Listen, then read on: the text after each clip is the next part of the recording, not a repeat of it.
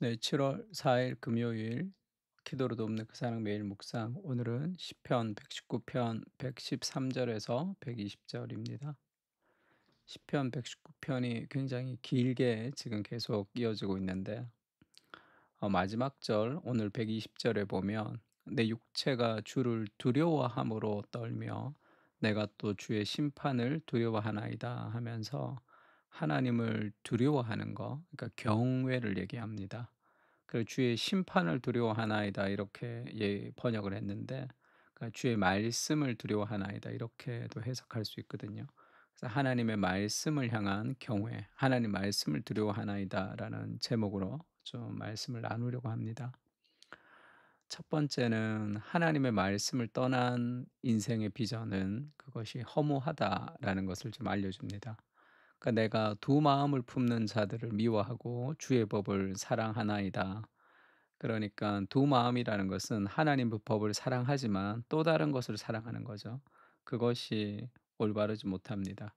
그러니까 "나 외에 다른 신을 섬기지 마라." 할 때 "왜 하나님만 섬겨야 되냐?" 이렇게 얘기하는 사람도 있는데, 그것이 이제 사랑의 관계, 인격적인 관계이기 때문에 그렇습니다. 내가 누군가를 사랑할 때 "당신만 사랑해." 이래야지 되지 "당신도 사랑해." 하는 것은 그거는 사랑이 아니라고 할 수 있겠죠. 그래서 하나님의 법을 사랑하는 것, 두 마음이 아니라 한 마음을 가지고 전심으로 하나님을 사랑하는 것, 그것이 중요하다 얘기하고 있습니다. "주는 나의 은신처요 나의 피난처고 나의 방패시라. 내가 주의 말씀을 바라나이다." 그러니까 하나님의 말씀이 우리의 방패가 되는 거죠. 다른 무엇이 우리의 방패가 될 때 두 마음을 품게 되는 겁니다. 너희 행악자들이여 나를 떠날지어다. 나는 내 하나님의 계명들을 지키리로다. 주의 말씀대로 나를 붙들어 살게 하시고 내 소망이 부끄럽지 않게 하소서. 하나님의 말씀에 기준을 두고 살아가는 삶이 결국 부끄럽지 않게 하나님 도와주십시오. 그렇게 얘기하죠. 행악하는 자들이 뭔가 잘 되는 것 같고 하나님 말씀대로 사는 것이 무언가 내 행복에 좋지 않을 것 같은 그런 느낌이 들지만, 결국 주의 말씀을 붙들 때 우리의 소망이 부끄럽게 되지 않습니다. 나를 붙드소서. 그리하시면 내가 구원을 얻고 주의 율례들에 항상 주의하리이다. 주의 율례들에서 떠나는 자는 주께서 다 멸시하셨으니 그들의 속임수는 허무함이니이다. 그러니까 하나님의 말씀을 떠난 사람들을 하나님이 멸시하시는데, 떠나는 결과라는 거죠. 그들의 속임수는 허무함이니이다 이렇게 돼 있는데, 이 속임수라고 번역을 할 수도 있고 그들의 그 망상 이렇게도 번역할 수 있고, 그러니까 그들의 꿈, 비전이라고 얘기할 수 있겠죠.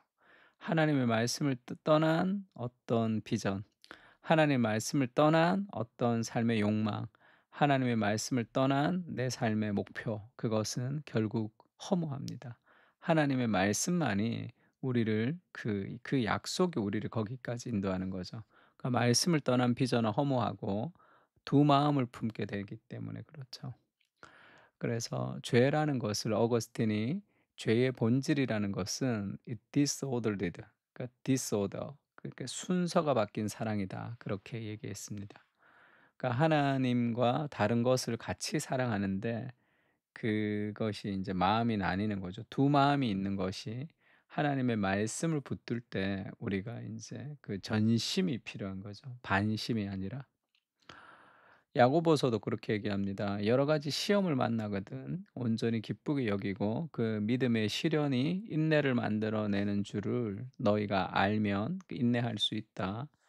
그리고 인내를 통해서 너희가 온전해질 것이다. 그래서 지혜가 부족하거든 하나님께 구하면 하나님이 지혜를 주시리다. 그렇게 얘기합니다. 그 하나님에 대한 신뢰가 필요하죠.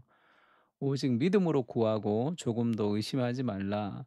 의심하는 자는 마치 바람에 밀려 요동하는 바다 물결 같으니 이런 사람은 무엇이든지 주께 얻기를 생각하지 말라. 두 마음을 품어 모든 일에 정함이 없는 자로다. 그러니까 의심이 전혀 생기지 않아야 된다는 얘기가 아니라, 이것은 의심이 아니라 하나님을 신뢰하지 못하는 마음을 얘기합니다. 그러면 두 마음을 품기 때문에 이 정함이 없는, 능력이 없는 거죠.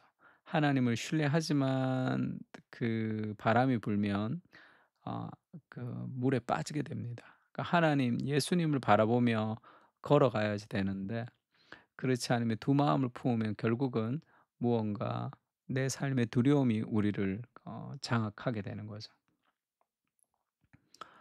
그러니까 '한 사람이 두 주인을 섬기지 못할 것이다.' 그러면서 뭐 '하나님과 재물을 겸하여 섬기지 못한다.' 그러니까 우선순위의 문제죠. 재물 없이 살 수도 없고, 사람이 떡으로 살지 않고 하나님의 말씀으로 산다 할 때 떡 전혀 먹지 않고 뭐 성경을 먹으면서 살아가는 건 아니잖아요. 삶의 우선순위의 문제를 얘기하고 있습니다. 하나님을 가장 사랑하면 나머지를 다 질서정연하게 누릴 수 있고 사용할 수 있는 거예요. 그러나 사용의 대상을 내가 향유의 대상으로 섬기게 되면 그것의 노예가 됩니다. 그 얘기를 하고 있습니다. 그리고 돈을 사랑하지 않고 받은 바를 족한 줄로 알려면, 그렇게 우리가 아 감사하고 자족하려면 그건 돈의 문제가 아니죠. 그가 친히 말씀하시기를 "내가 결코 너희를 버리지 아니하고 너희를 떠나지 아니하리라." 하나님이 우리를 버리지 않고 떠나지 않는다는 이 삶의 확신이 우리가 다른 것들을 의지하지 않게 할 수 있는 거죠. 그래서 유진 피터슨의 책 중에 이 시편의 그 순례자의 노래를 묶어서 만든 책이 있습니다. 이 책 제목이 Long Obedience in the Same Direction이에요. Long Obedience, 긴 순종이죠. In the same direction, 한 방향으로, 동일한 방향으로 쭉 계속 오랜 순종이 결국 신앙의 어떤 핵심과 같은 겁니다. 하나님 말씀을 붙들고 좀 인내하면서 한 방향으로 오래 가는 그것이 말씀이 우리를 붙드는 그런 힘이죠. 말씀이 없으면 왔다 갔다 합니다. 감정을 의지하면 이랬다 저랬다 하는 거죠. 하나님 말씀이 우리를 한 방향으로 오래 순종하게 하는 거죠. 그때 우리의 삶에 요동치 않는 삶을 살 수 있습니다. 두 번째는 이 말씀을 향한 경외를 얘기하는 거죠.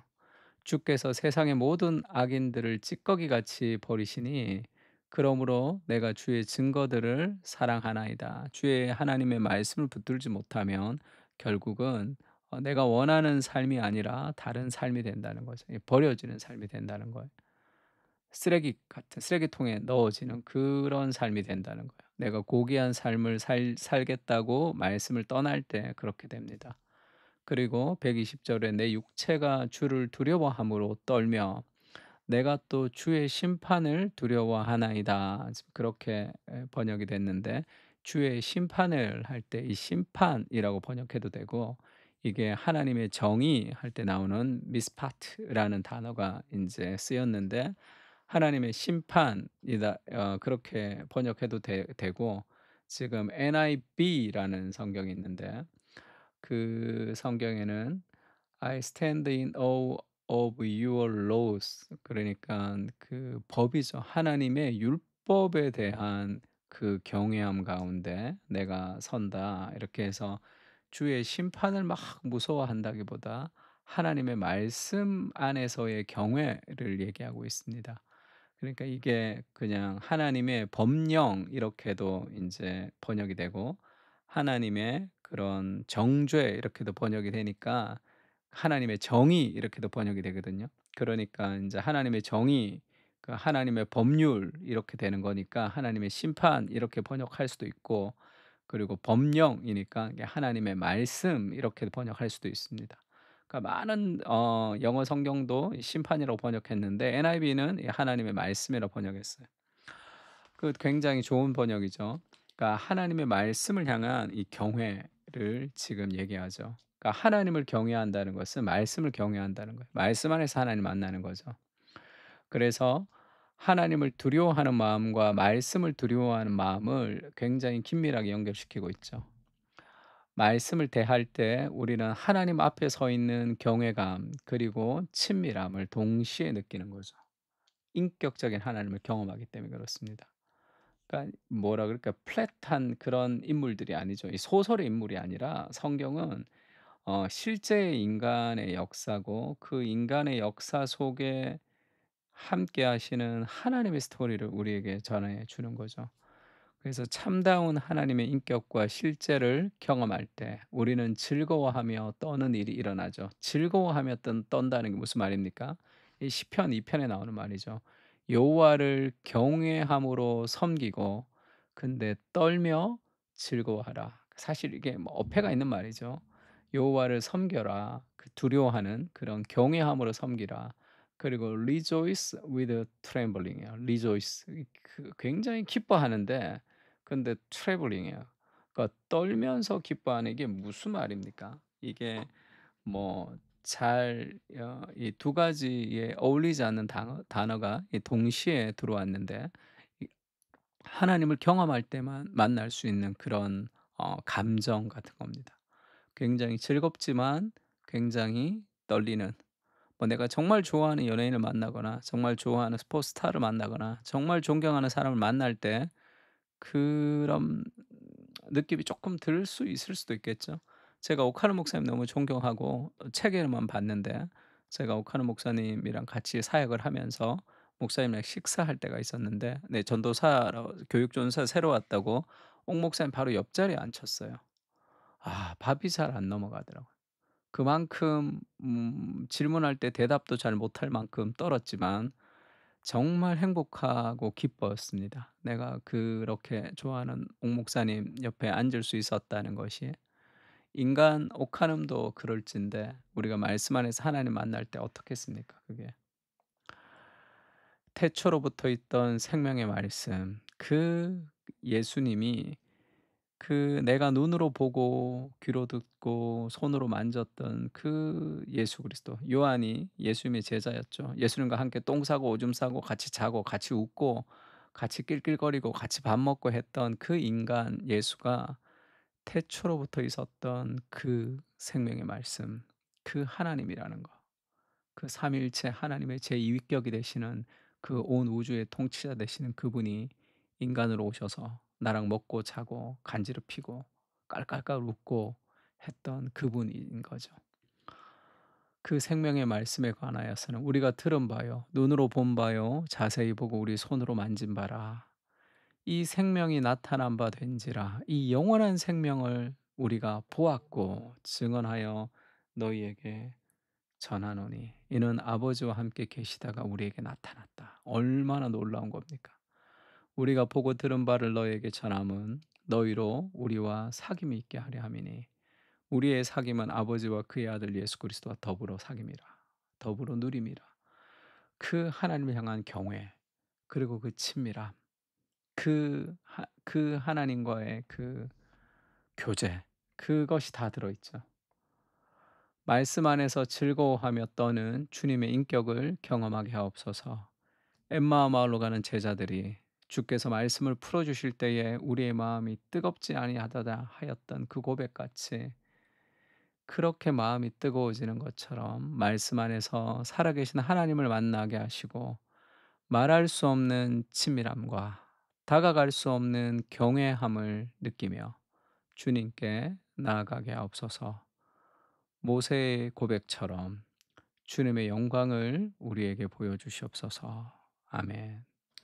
오늘 시편을 통해서 하나님 말씀을 묵상하고 기도할 때 말할 수 없는 영혼의 친밀함과 그 하나님 앞에 서 있는 삶의 그 경외함, 그 인격적인 하나님을 경험하게 하옵소서. 그렇게 같이 기도했으면 좋겠습니다. 다 같이 기도하겠습니다.